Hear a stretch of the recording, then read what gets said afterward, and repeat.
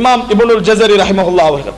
எப்படி ஹதீஸ் துறையிலே நாம் இமாம் புகாரியை முற்படுத்தி பேசுகிறோமோ அதே தரத்தில் இமாம் இப்னுல் ஜஸரி இந்த குர்ஆனுக்கு சேவை செய்வதற்கு முற்படுத்தி பேசப்படுவதை நாங்கள் பார்க்கலாம். அன்புள்ள சகோதரர்களே, இமாம் இப்னுல் ஜஸரியுடைய தந்தை ஹிஜ்ரி 750 ஆண்டு துல்ஹிஜ்ஜா மாதம் மக்காவிலே வைத்து துஆ கேட்கிறார். ஜம்சம் தண்ணீர் குடித்துவிட்டு துஆ கேட்கிறார்.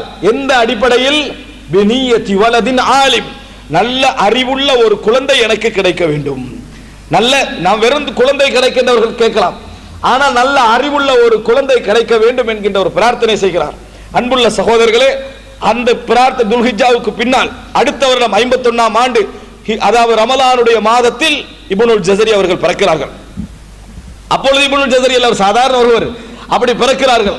பிறந்தவர் மிகப்பெரிய ஆலிமாக, இந்த சமுதாயத்தில் குர்ஆனுடைய கலைக்கும் குர்ஆனுடைய அறிவுக்கும் முன்னுதாரணம் காட்டப்படக்கூடிய ஒருவராக இவர் மாறுகிறார்கள்.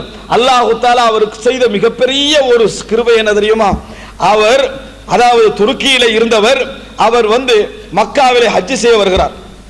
ஹஜ் செய்ய வந்த நேரத்தில் ஒரு சிலர் சொல்கிறார்கள், இந்த இடத்திலே அதாவது பூர்சா என்ற இடத்திலே சில மாணவர்கள் இருக்கிறார்கள். மிக 1000 கிலோமீட்டர் தூரத்தில் இருக்கக்கூடிய இடம். அங்கே சில மாணவர்கள் இருக்கிறார்கள். உங்களிடத்திலே படிப்பதற்கு அவர்களுக்கு மிகவுமே ஆசை, ஆனால் அவர்களிடத்தில் பொருளாதாரம் இல்லை, சேர்வதற்கான பொருளாதாரம் இல்லை. அப்படி என்று சொன்ன நேரத்தில் இமாம் இப்னுல் ஜஸரி அவர் சொன்னார்கள், அன அஸ்ஹபு இலைஹிம், நான் போகிறேன் என்று சொன்னார்கள். என்ன சொன்னார்கள்?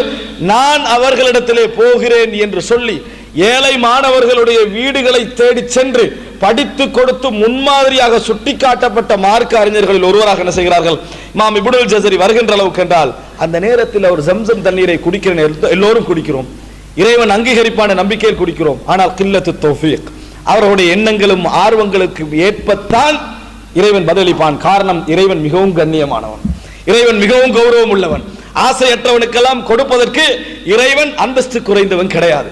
அதனால் அன்புள்ள சகோதரர்களே, எப்பொழுதும் நினைக்க வேண்டும், நமது ஆர்வம், நமது எண்ணங்கள் இறைவன் நம்மளுக்கு தௌஃபீக் செய்ய வேண்டும் என்கின்ற பகுதியிலே இருக்க வேண்டும். அன்புள்ள சகோதரர்களே, இறைவனது தௌஃபீக் மாத்திரம் எமது வாழ்க்கையில் கிடைத்துவிடும் என்று சொன்னால் நினைத்து பாருங்கள். ரசூலுல்லாஹி ஸல்லல்லாஹு அலைஹி வஸல்லம் சொல்கிறார்கள், இன்னி குன்து அர்ஆ லி அஹ்லி மக்கா லி கராரீத், சாதாரண கீராத்துகளுக்காக ஹலாலாக்களுக்காக நான் மக்காவாசிகளுடைய ஆடுகளை மேய்ப்பவனாக இருந்தேன் என ரசூலுல்லாஹி ஸல்லல்லாஹு அலைஹி வஸல்லம் சொல்கிறார்கள். அல்லாஹ்வுடைய தௌஃபீக் இன்று உலகமே பின்பற்ற வேண்டும் என்று சொல்லப்படக்கூடிய ஒரு தலைவர் என்ற இடத்திலே ரசூலுல்லாஹி ஸல்லல்லாஹு அலைஹி வஸல்லம் இருக்கிறார் என்று சொன்னால் தௌஃபீக். அன்புள்ள சகோதரர்களே,